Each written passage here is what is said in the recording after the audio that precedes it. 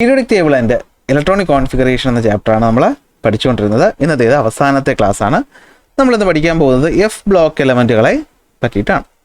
അപ്പോൾ ആരാണ് F block element എന്ന് ചോദിച്ചു കഴിഞ്ഞാൽ നിങ്ങൾ ഇങ്ങനെ പറയും, എഫ് ബ്ലോക്ക് എലമെൻ്റ് ആരാണെന്ന് ചോദിച്ചു കഴിഞ്ഞാൽ നമ്മുടെ പീരിയോഡിക് ടേബിളിൽ ഏറ്റവും അവസാനമായിട്ട് സെപ്പറേറ്റ് ആയിട്ട് ഇങ്ങനെ എടുത്ത് വെച്ചേക്കുന്ന 2-3 ആൾക്കാരുണ്ട്. ഇവരാണ് എന്തെന്ന് പറയുന്നത് എഫ് ബ്ലോക്ക് എലമെൻറ്റുകൾ എന്ന് പറയുന്നത്. ഈ കാണുന്ന പീരിയോഡിക് ടേബിൾ നിങ്ങൾ നോക്കിക്കഴിഞ്ഞാൽ എന്താ കണ്ടോ, ഇവിടെ നിന്നും 2 ആൾക്കാർ മാറ്റി നിർത്തിയിട്ടുണ്ട്. കണ്ടോ, ലാന്തനൈഡും അതുപോലെ തന്നെ ആക്റ്റിനൈഡും എന്ന് പറഞ്ഞിട്ട് ഇങ്ങനെ 2 ഗ്രൂപ്പുണ്ട്. ഈ ആൾക്കാരെയാണ് നമ്മൾ എന്ത് വിളിക്കുന്നത്, ഈ അവസാനത്തത് കൊണ്ട് കേട്ടോ, ഇവരാണ് നമ്മൾ എന്ത് വിളിക്കുന്നത്, എഫ് ബ്ലോക്ക് എലമെൻറ്റുകൾ എന്ന് വിളിക്കുന്നത്. എന്തുകൊണ്ടായിരിക്കും എഫ് ബ്ലോക്ക് എന്ന് വിളിക്കുന്നത്? അവസാനത്തെ ഇലക്ട്രോൺ പോകുന്നത് എഫ് സബ്ഷെല്ലോട്ട് ആയതുകൊണ്ടായിരിക്കും നമ്മൾ എന്ത് വിളിക്കുന്നത്, എഫ് ബ്ലോക്ക് എലമെൻറ്റുകൾ എന്ന് വിളിക്കുന്നത്. 57 തൊട്ട് 71 വരെയും അതുപോലെ 89 തൊട്ട് 103 വരെയും വരുന്ന ഈ ആൾക്കാരെയാണ് നമ്മൾ എഫ് ബ്ലോക്ക് എലമെൻറ്റുകൾ എന്ന് വിളിക്കുന്നത്. അപ്പോൾ ആരാണ് എഫ് ബ്ലോക്ക് എലമെൻറ്റുകൾ? എഫ് ബ്ലോക്ക് എലമെൻറ്റുകൾ they are located in 2 separate rows at the bottom of the periodic table. Okay, ഈ പറയുന്ന ഏറ്റവും താഴെയായിട്ടാണ് ഇവർ എന്ത് ചെയ്യുന്നത്, കാണുന്നത്. ആരൊക്കെയാണത്? ലാന്തനൈഡും ആക്റ്റിനൈഡുകളുമാണ്. ഓക്കെ, വാട്ട് ഈസ് അല്ലേ where are the F block element located in the periodic table? ഞാൻ ഉത്തരം പറയുന്നുണ്ട്. ഇനി ഇവരുടെ ഇലക്ട്രോൺ ഫില്ലിങ്ങിലാണ് കാര്യം ഇരിക്കുന്നത്. ഇവരുടെ ഇലക്ട്രോണുകൾ ഫില്ലിംഗ് നമ്മൾ നോക്കുന്ന സമയത്ത് ആൻറ്റി പെനൾട്ടിമേറ്റ് ഷെല്ലിലായിരിക്കും അവസാന ഇലക്ട്രോൺ ഫില്ലാവുന്നത്. അതായത് എഫ് സബ് ഷെല്ലിലായിരിക്കും അത് ഫില്ലാവുന്നത്. അപ്പോൾ സംശയം വരും, സാർ എന്തുവാണ് ഈ ആൻറ്റി പെനൾട്ടിമേറ്റ്? ഡി ബ്ലോക്ക് എലമെൻറ്റുകൾ പഠിച്ചപ്പോൾ നമ്മൾ പറഞ്ഞു അവസാനത്തെ ഇലക്ട്രോൺ ഫില്ലാകുന്നത് പെൻ അൾട്ടിമേറ്റ് ഷെല്ലിലാണ്. എന്ന് വെച്ചാൽ ഏറ്റവും അവസാനത്തെ ഷെല്ലിന് തൊട്ട് മുന്നത്തെ ഷെല്ലിലായിരിക്കും ഇലക്ട്രോൺ എന്ത് ചെയ്യുന്നത്, ഫില്ലാകുന്നത്. ഇവിടെയാണെങ്കിൽ അവസാനത്തെ ഷെല്ലിന് തൊട്ട് മുന്നത്തെ ഷെല്ലിൻ്റെ മുൻപത്തെ ഷെല്ലിലായിരിക്കും എന്ത് ചെയ്യുന്നത്, ഇലക്ട്രോൺ ഫില്ലാകുന്നത്. അപ്പോൾ ഇതാണ് ലാസ്റ്റ് ഷെല്ല്, ഇതാണ് പെൻ അൾട്ടിമേറ്റ് ഷെല്ല്. അപ്പോൾ ആൻറ്റി പെനൾട്ടിമേറ്റ് എന്ന് പറയുമ്പോൾ പെനൾട്ടിമേറ്റും കഴിഞ്ഞിട്ടായിരിക്കും എന്ത് ചെയ്യുന്നത്, ഇലക്ട്രോൺ ഇവിടെ ഫില്ലാവുന്നത്. അപ്പോൾ നമ്മുടെ ഓഫ് ദ പ്രിൻസിപ്പിൾ അല്ലെങ്കിൽ N+L റൂൾ വെച്ച് നമ്മൾ നോക്കുമ്പോൾ കാണുന്ന വ്യത്യാസം കൊണ്ടാണ് ഇവരെ നമ്മൾ എന്ത് വിളിക്കുന്നത്, ഈ ആൻറ്റി പെനൾട്ടിമേറ്റ് ഷെല്ലിൽ ഫില്ലാവുന്നു എന്നുള്ളത് പറയുന്നത്. ഞാൻ ഇവിടുത്തെ കോൺഫിഗറേഷൻ വെച്ചൊന്ന് പറഞ്ഞുതരാം. സീറിയം എന്ന് പറയുന്ന എലമെൻ്റ് ഉണ്ട്. ലന്താനം കഴിഞ്ഞിട്ട് അടുത്ത് വരുന്നതാണ് cerium, atomic number 58. Electronic configuration എഴുതി പോകുമ്പോൾ ആദ്യത്തേക്ക് നിങ്ങൾക്ക് എഴുതാൻ അറിയാമല്ലോ, 1s2 2s2 2p6 3s2 3p6, അത് കഴിഞ്ഞിട്ട് 4s കഴിഞ്ഞിട്ട് 3d ഫില്ലാവും. ഇത് ഇലക്ട്രോണിക് കോൺഫിഗറേഷൻ ആയതുകൊണ്ട് 3d ആദ്യം എഴുതിയെന്നേ ഉള്ളൂ. അടുത്ത് 4p, അടുത്ത് 4d, അടുത്ത് 5s 5p കഴിഞ്ഞിട്ട് അടുത്ത് ഈ പറയുന്ന ഏതാ വരാനുള്ളത് നമ്മൾ ഈ പറയുന്ന ഓർഡറിൽ വരുമ്പോഴത്തേക്ക് നോക്കിക്കഴിഞ്ഞാൽ N+L റൂൾ അപ്ലൈ ചെയ്യണം. 4f N+L റൂൾ വാല്യൂ 7ഉം 5dക്കും അതെന്താണ് 7 ആണ്. എന്നാൽ 6s വരുമ്പോഴത്തേക്കും അത് 6 ഉള്ളൂ.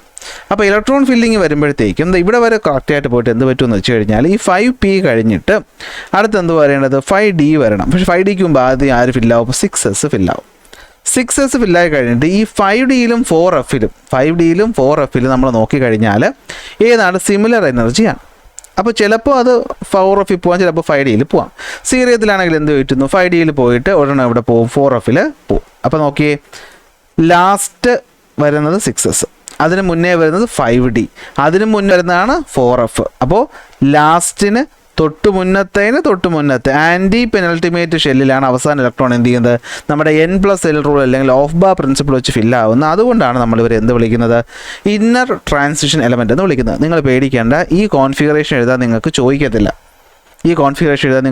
കാരണം ഇവിടെ ഒരുപാട് കൺഫ്യൂഷൻസ് ഉണ്ട്. ഫോർ എക്സാമ്പിൾ ഞാൻ ഒരു രസമായിട്ടൊരു കാര്യം പറയാം. നമ്മൾ ഈ ലാന്തനൈഡുകളെന്നും ആക്റ്റിനൈഡുകളെന്നുമാണ് ഇവരെ വിളിക്കുന്നത് അല്ലേ.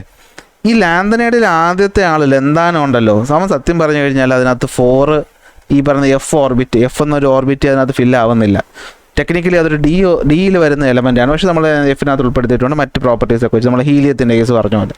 അതുകൊണ്ട് ഇത് കുറച്ച് മനസ്സിലാക്കാൻ കുറച്ച് ഹൈ ലെവൽ കെമിസ്ട്രിയുടെ ആവശ്യമുള്ളത് കൊണ്ട് തന്നെ നമുക്ക് ഇതൊന്നും എഴുതാൻ നിങ്ങൾക്ക് എന്തായാലും ചോദിക്കത്തില്ല, പറഞ്ഞു പോകുന്നതേ ഉള്ളൂ. നിങ്ങൾ അറിഞ്ഞിരുന്നാൽ മതി. എഫ് ബ്ലോക്ക് എലമെൻറ്റുകളിൽ ലാസ്റ്റ് ഇലക്ട്രോൺ ഫില്ലാവുന്നത് ആൻറ്റി പെനൾട്ടിമേറ്റ് ഷെല്ലിലാണ്. അതുകൊണ്ട് തന്നെ ഇവർ നമ്മൾ എന്ത് വിളിക്കും, ഇന്നർ ട്രാൻസിഷൻ എലമെൻറ്റ് എന്ന് വിളിക്കും. ട്രാൻസിഷൻ എലമെൻറ്റ് ഡി, അതിലും പോകുന്നതുകൊണ്ട് ഇന്നർ ട്രാൻസിഷൻ എലമെൻറ്റ് എന്ന് വിളിക്കും.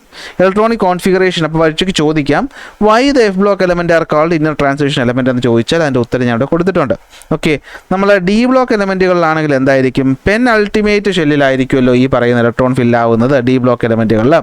എന്നാൽ ഇവിടെ വരുമ്പോഴത്തേക്കും പെനൾട്ടിമേറ്റിലല്ല, അതിനും തൊട്ട് മുമ്പ് ആൻറ്റി പെനൾട്ടിമേറ്റിലാവും. അപ്പോൾ ട്രാൻസിഷനും തൊട്ട് മുമ്പ് എന്നുള്ളത് കൊണ്ട് നമ്മൾ ഇന്നർ ട്രാൻസിഷൻ എലമെൻറ്റുകൾ എന്ന് വിളിക്കുന്നു. ഓക്കെ, അതുകൊണ്ടാണ് നമ്മൾ എന്ത് വിളിക്കുന്നത്, ഇന്നർ ട്രാൻസിഷൻ എലമെൻറ്റ്. എലമെൻറ്റ് എന്ന് വിളിക്കുന്നത്. ഒരു എക്സാമ്പിൾ തന്നിട്ടുണ്ട്, ചോദിക്കത്തില്ല എങ്കിലും മനസ്സിലാക്കുക.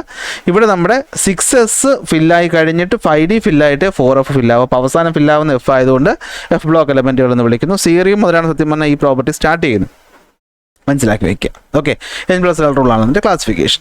അതിൽ 6ാമത്തെ പീരീഡുകാരെ നമ്മൾ ലാന്തനൈഡുകൾ എന്ന് വിളിക്കുന്നു. 14 എലമെൻറ്റുകളുണ്ട്. 7ാമത്തെ പീരീഡുള്ളത് നമ്മൾ ആക്ടിനൈഡ് എന്ന് വിളിക്കുന്നു. കാരണം ആദ്യത്തെ ആൾ ആക്ടിനോയിഡ് ആയതുകൊണ്ടാണ് 14 എലമെൻറ്റുകളും ഉണ്ട്. ഇതാണ് സംഭവം, കണ്ടല്ലോ. അപ്പോൾ in which subshell does the filling up of the electron takes place in the, നിങ്ങൾ എന്ത് പറയണം എന്ന് ചോദിച്ചാൽ എഫിലാണെന്ന് പറയണം. പക്ഷേ ലാന്തനൈഡിൽ അങ്ങനെ ഇല്ല എങ്കിൽ പോലും in this element filling up of electron take place in the antepenultimate shell, that is why they are called inner transition element. അതിൻ്റെ കാര്യവും ഞാൻ പറഞ്ഞു തന്നു. എഫ് ബ്ലോക്ക് എലമെൻറ്റിൽ 6ാമത്തെ പീരീഡ് വരെ വിളിക്കുന്ന പേര് ലാന്തനൈഡുകളെന്നും ഇവിടെയാണെങ്കിലോ ആക്ടിനൈഡുകളെന്നും ആണ്. ഇനി ഇവരുടെ പ്രോപ്പർട്ടീസാണ് നമുക്ക് നോക്കാനായിട്ട് ഉള്ളത്. അപ്പോൾ നോക്കിയോ, ജനറലായിട്ട് നമ്മൾ നോക്കിക്കഴിഞ്ഞാൽ ഇവർ വേരിയബിൾ ഓക്സിഡേഷൻ സ്റ്റേറ്റ് കാണിക്കും, ഡി ബ്ലോക്ക് കാണിക്കുന്നത് പോലെ. അതിൽ ലാന്തനൈഡുകൾ എന്ന് പറയുന്നത് മോസ്റ്റ്ലി നോൺ റേഡിയോ ആക്റ്റീവ് ആണ്. റേഡിയോ ആക്റ്റീവ് പ്രോപ്പർട്ടി ഒന്നും കാണിക്കത്തില്ല. അവരെന്താണ് സ്വയം ഡീകേ ചെയ്തിട്ട് റേഡിയേഷൻസ് പുറത്തുവിടുന്ന പരിപാടിയൊന്നും ചെയ്യത്തില്ല. പക്ഷേ ആക്ടിനോയിഡുകൾ എന്നല്ലെങ്കിൽ ആക്ടിനൈഡുകൾ എന്ന് പറയുന്നത് കൂടുതലും റേഡിയോ ആക്റ്റീവ് ആണ്. അപ്പോൾ നോക്കി വയ്ക്കുക. അപ്പോൾ ജനറലി ഡി ബ്ലോക്കിനെ പോലെ തന്നെ ഇവരും വേരിയബിൾ ഓക്സിഡേഷൻ സ്റ്റേറ്റുകൾ കാണിക്കാറുണ്ട്. അത് ലാന്തനൈഡുകൾ കൂടുതലും നോൺ റേഡിയോ ആക്റ്റീവ് ആണെങ്കിൽ ആക്ടിനൈഡ് എന്ന് പറയുന്നത് റേഡിയോ ആക്റ്റീവ് ആണ്. ഉപയോഗങ്ങൾ, അപ്പോൾ നമ്മൾ പറഞ്ഞു റേഡിയോ ആക്റ്റീവ് എന്ന് പറയുമ്പോൾ തന്നെ ഉപയോഗം എന്താണ്? ന്യൂക്ലിയർ ഫ്യൂലുകൾ ഉപയോഗിക്കും. യുറാനിയം, തോറിയം, പ്ലൂട്ടോണിയം ഒക്കെ റേഡിയോ ആക്റ്റീവ് ആയതുകൊണ്ട് നമ്മൾ ന്യൂക്ലിയർ റിയാക്ടറുകളിലും ബോംബ് നിർമ്മാണത്തിനൊക്കെ ഉപയോഗിക്കും. ഇനി നിയോഡിയം മാഗ്നറ്റുകളെ പറ്റി നിങ്ങൾ കേട്ടിട്ടുണ്ടായിരിക്കും. അപ്പോൾ ഈ നിയോഡിയവും എഫ് ബ്ലോക്കിൽ വരുന്നതാണ്. അപ്പോൾ മാഗ്നറ്റിൻ്റെ നിർമ്മാണത്തിന് വേണ്ടിയിട്ട് നിയോഡിയം ഒരു സ്ട്രോങ് മാഗ്നറ്റായിട്ട് ഉപയോഗിക്കാറുണ്ട്. കാറ്റലിസ്റ്റുകളായിട്ട് സീറിയം, ലന്താനം ഒക്കെ എന്താണ് പെട്രോളിയം ഇൻഡസ്ട്രിയിൽ കാറ്റലിസ്റ്റുകളായിട്ട് ഉപയോഗിക്കാറുണ്ട്. അതുപോലെ നമ്മുടെ ഈ പറയുന്ന കമ്പ്യൂട്ടർ, മൊബൈൽ, LCD സ്ക്രീനുകളിലൊക്കെ നമ്മൾ എന്ത് ചെയ്യാറുണ്ട്? ഈ പറയുന്ന ലാന്തനയുടെ എഫ് ബ്ലോക്ക് എലമെൻറ്റുകളിലെ റെയർ എർത്ത് എലമെൻറ്റുകൾ ഉപയോഗിക്കാറുണ്ട്. അപ്പോൾ നിങ്ങൾ ചോദിക്കും എന്താണ് ഈ റെയർ എർത്ത് എലമെൻറ്റ് എന്ന് പറയുന്നത്? റെയറായി എർത്തിൽ കാണുന്ന എലമെൻറ്റ് എന്ന് വെച്ചാൽ ഭൂമിയിൽ വളരെ വിരളമായി വളരെ റെയറായിട്ട് മാത്രം കാണുന്ന ഒരു 17ഓളം എലമെൻറ്റുകളുണ്ട്. 15 ലാന്തനൈഡിനകത്ത്, പിന്നെ സ്കാൻഡിയവും വൈട്രിയും ആണ് അതിനകത്ത് വരുന്നത്. ഇവരെയാണ് നമ്മൾ റെയർ എർത്ത് എലമെൻറ്റുകളെന്ന് വിളിക്കുന്ന. പേരിൽ നിന്ന് പറയുന്ന പോലെ തന്നെ ഇവർ എർത്തിൽ കാണാൻ ഭയങ്കര റെയറാണ്. Okay, they are not truly rare but scattered in nature എന്ന് വെച്ചാൽ നമ്മുടെ പ്രകൃതിയിൽ ഇങ്ങനെ വിതറി സ്കാറ്റർ ചെയ്താൽ കിടക്കുന്നു. അപ്പോൾ ഇതിനെ കണ്ടെത്തി എക്സ്ട്രാക്ട് ചെയ്തെടുക്കുക എന്ന് പറഞ്ഞു കഴിഞ്ഞാൽ ഭയങ്കര ഡിഫിക്കൽട്ടാണ്. ഫോർ എക്സാമ്പിൾ നമ്മുടെ കേരളത്തിൽ ഈ പറയുന്ന കരിമണൽ എന്നൊരു സാധനം കണ്ടിട്ടുണ്ടല്ലോ, കരിമണൽ. ഇതിനകത്ത് മോണോസൈറ്റ് എന്ന് പറയുന്നൊരു സാധനമുണ്ട്. മോണോസൈറ്റ് നമ്മുടെ കൊല്ലം ചവറയിലല്ലേ, കൊല്ലത്ത് ചവറയില്ലേ റെയർ എർത്ത് ലിമിറ്റഡ് എന്ന് പറയുന്നൊരു കമ്പനി ഉള്ളത്. ഈ പറയുന്ന ഭൂമിയുടെ മണ്ണിൽ നിന്നൊക്കെ വളരെ റെയറായിട്ട് വെച്ചാൽ ഒരുപാട് മണ്ണൊക്കെ നമ്മൾ പ്രോസസ്സ് ചെയ്താൽ കുറച്ചെങ്കിലും എന്തേ ഉള്ളൂ ഈ സാധനം കിട്ടത്തുള്ളൂ. അങ്ങനെയുള്ള റെയർ എർത്ത് എലമെൻറ്റുകളും എവിടെയാണ് വരുന്നത്? എഫ് ബ്ലോക്കിനകത്താണ് വരുന്നത്. അപ്പോൾ നോക്കിയോ, പ്രോപ്പർട്ടീസിനകത്ത് വേരിയബിൾ ഓക്സിഡേഷൻ സ്റ്റേറ്റ് ഇവർ കാണിക്കാറുണ്ട്. ആക്ടിനോയിഡ് എന്ന് പറയുന്നത് റേഡിയോ ആക്റ്റീവാണ്. അതിനകത്ത് മാൻമെയ്ഡ് എലമെൻറ്റുകളും വരാറുണ്ട്. ഐസോട്ടോപ്പ് യുറാനിയം, തോറിയം ന്യൂക്ലിയർ ഫ്യൂലായിട്ട് യൂസ് ചെയ്യാറുണ്ട്. നിയോഡിയം കാന്തത്തിന് വേണ്ടി ഉപയോഗിക്കാറുണ്ട്. പിന്നെ വരുന്നതാണ് റെയർ എർത്ത് എലമെൻറ്റുകൾ. കാറ്റലിസ്റ്റായിട്ട് നമ്മുടെ എന്താണ് പെട്രോളിയം ഇൻഡസ്ട്രിയിലും ഈ പറയുന്ന സീറിയം, ലന്താനം പോലുള്ളവ ഉപയോഗിക്കാറുണ്ട്. റെയർ എർത്ത് എലമെൻറ്റുകൾ 17 എണ്ണമാണ് വരുന്നത്. 15 ലന്താനവും പിന്നെ സ്കാൻഡിയവും വൈട്രിയുമാണ് ഇതിനകത്ത് വരുന്നത്. എന്തുകൊണ്ടാണ് റെയർ എന്ന് വിളിക്കുന്നത്? കാണാൻ ബുദ്ധിമുട്ട് എന്നുള്ളതിൻ്റെ റീസൺ എന്താണ്? ഇവർ സ്കാറ്റർ ചെയ്താണ് കിടക്കുന്നത്. അതുകൊണ്ട് തന്നെ ഇതിനെ നമ്മൾ എക്സ്ട്രാക്ട് ചെയ്തെടുക്കുക എന്ന് പറയുന്നത് ഡിഫിക്കൽട്ടാണ്. പല LCD screen, mobile phone, renewable എനർജിയിലൊക്കെ യൂസ് ചെയ്യാറുണ്ട്. നമ്മുടെ കേരളത്തിലെ കരിമണലിൽ എന്തുണ്ട്? മോണോസൈറ്റ് ഉണ്ട്. അതും ഈ പറയുന്ന റെയർ എർത്തിനകത്ത് വരുന്നതാണ്. തീർന്നു, ഇത്രയേ ഉള്ളൂ. ഇത്രയും പോയിന്റുകൾ പഠിക്കാനുള്ളൂ. ഒന്ന്, എഫ് ബ്ലോക്ക് എലമെൻറ്റുകളുടെ മറ്റൊരു പേര് ഇന്നർ ട്രാൻസിഷൻ എലമെൻറ്റുകൾ. എഫ് ബ്ലോക്കിൻ്റെ മറ്റൊരു പേര് ഇന്നർ ട്രാൻസിഷൻ എലമെൻറ്റുകൾ. കാരണം അവർ ആൻറ്റി പെനൾട്ടിമേറ്റ് ഷെല്ലിലാണ് ഇലക്ട്രോണിൻ്റെ ലാസ്റ്റ് ഇലക്ട്രോൺ ഫില്ലാവുന്നത്. N+L റൂള് അടിസ്ഥാനപ്പെടുത്തിയിട്ട്. ഇപ്പോൾ 6ാമത്തെ പീരീഡുകാരെ ലാന്തനൈഡെന്നും 7ാമത്തെ പീരീഡുകാരെ ആക്ടിനൈഡുകളെന്നുമാണ് വിളിക്കുന്നത്. അവർക്ക് റേഡിയോ ആക്റ്റീവ് പ്രോപ്പർട്ടി ഉണ്ട്. അതുപോലെ തന്നെ അവർ കാറ്റലിസ്റ്റായിട്ട് ഉപയോഗിക്കാറുണ്ട്. മാഗ്നറ്റ് നിർമ്മിക്കാൻ ഉപയോഗിക്കാറുണ്ട്. റെയർ എർത്ത് എലമെൻറ്റുകൾ വരുന്നതും എഫ് ബ്ലോക്ക് എലമെൻറ്റിനകത്താണ് റെയർ എർത്ത് വരുന്നത്. എന്തുകൊണ്ടാണ് റെയർ എർത്ത് എന്ന് വിളിക്കുന്നത്? സ്കാറ്റർ ചെയ്ത് കിടക്കുന്നത് കൊണ്ടാണ്. അതിനകത്ത് 15 ലാന്തനൈഡുകളും പിന്നെ എന്താണ് സ്കാൻഡിയോ വൈട്രിയോ ആണ് അതിനകത്ത് വരുന്നത്. കേരളത്തിലെ മണ്ണിൽ കാണുന്നത് ഏതെന്ന് ചോദിച്ചാൽ അത് മോണോസൈറ്റ് ആണ്. ഇത്രയേ ഉള്ളൂ, തീർന്നു. ഇത് പറയുമ്പോഴത്തേക്കും നമ്മുടെ ഈ ഒരു ചാപ്റ്റർ എന്ത് തീരുവാണ്.